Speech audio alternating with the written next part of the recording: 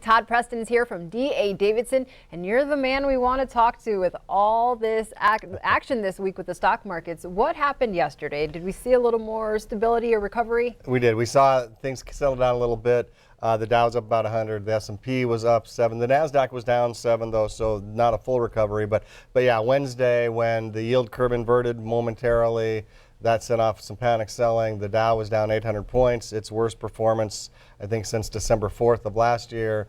The Nasdaq was down huge, second biggest sell-off of the year. And the Nasdaq's typically volatile because it's got a lot of technology. So it's to be the second biggest sell-off in the year, that was pretty substantial. So. And you mentioned the yield curve. Is that what's to blame for what we saw this week? That's the primary blame. There's lots of pent-up anxiety, but yeah. So. We saw the yield curve invert, which means the short-term rates were higher than the long-term rates. Historically, that has been a precursor or a predictor of a recession. But there's lots of arguments for why that may not be the case this time. Basically, the fact that Germany and Europe and Japan, they have negative rates over there, forces yield people to come to the U.S. and buy our long-term bonds, puts demand out on the long end, drives those rates lower.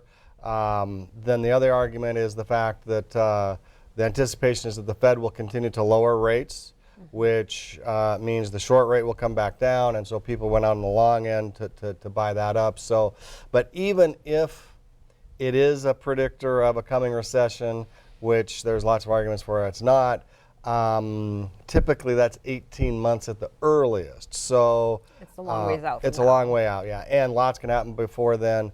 And if we see the jobs numbers begin to flash red, or so unemployment begins to pick up, or other economic signs indicate that we are heading into trouble, then we might see a potential for a recession. But right now, earnings are strong, the economy is doing well.